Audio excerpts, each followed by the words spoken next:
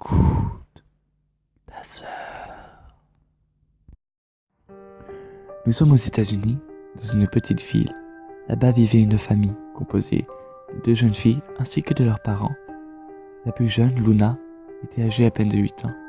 Quant à la plus âgée, Mélanie, elle, était âgée de 13 ans. Un soir, les parents décidèrent de partir en week-end entre amoureux.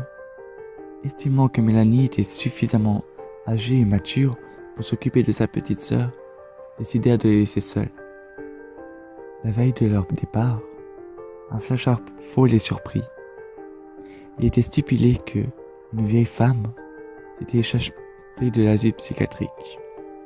Elle se baladerait apparemment dans un caddie, vu qu'elle était amputée des jambes et devait donc avancer à l'aide de 2 couteaux. Il était très fortement recommandé de garder toutes les fenêtres ainsi que de toutes les portes fermées à double tour. Les parents, sous-estimant l'info, pensant que, justement, ils étaient dans une ville, seraient à l'abri car il y avait une chance sur 1000 que la femme se pointerait devant chez eux, n'avertirent aucune des deux filles. Ils stipulèrent juste à la plus âgée de bien garder les fenêtres fermées, les portes fermées et de ne laisser entrer aucun inconnu. Ils partirent le cœur léger, pensant que tout se passerait bien. Le soir même, Mélanie et Luna décidèrent de regarder ensemble un petit feuilleton télévisé.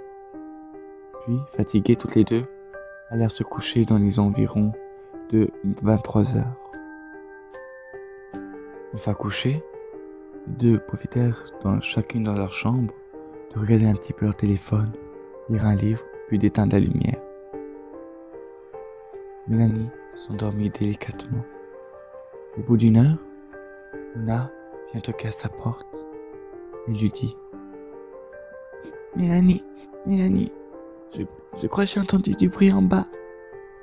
Mais Mélanie, fatiguée et n'étant pas très motivée à regarder ce qui se passait, se contenta de répondre: Luna, il est minuit. S'il te plaît, va te recoucher, je suis fatiguée. T'as sans doute fait un mauvais rêve. Luna, frustrée, mais quand même sage, décidèrent d'obéir à sa grande sœur. Elle alla se recoucher. Mélanie, de son coin, se dit que c'était inutile d'aller regarder en bas et que c'était bien un rêve de sa petite sœur.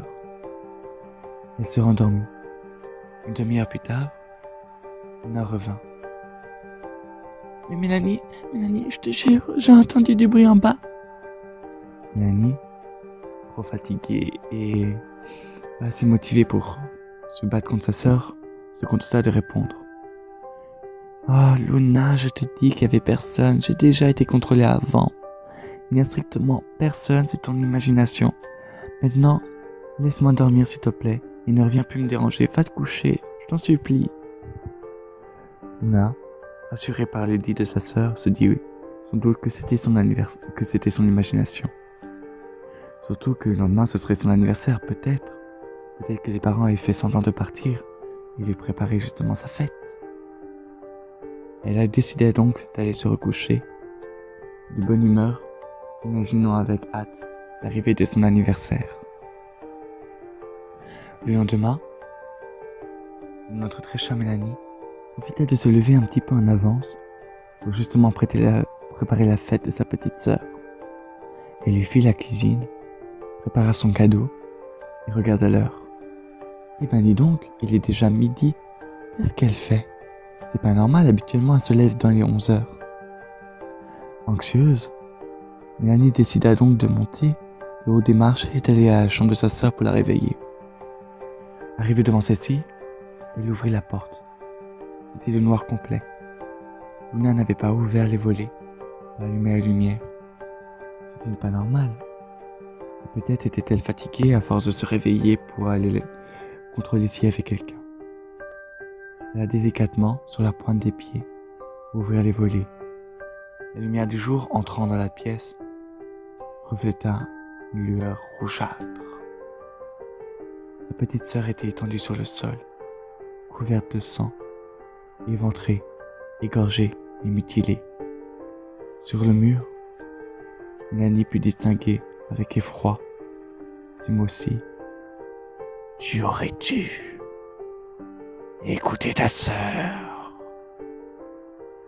La police vint, mena une enquête, et estimant que la vieille dame avait sans doute dû s'infiltrer dans la maison avant que les jeunes filles eurent le temps de fermer les volets ainsi que les portes.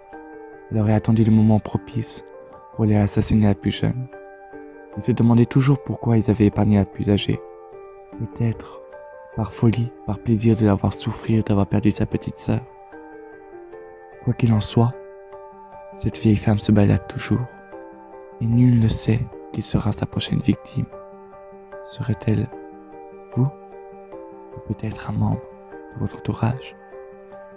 Quoi qu'il en soit, vaut mieux fermer les volets, les fenêtres et les portes, et le soir, contrôlez bien qu'il n'y ait personne.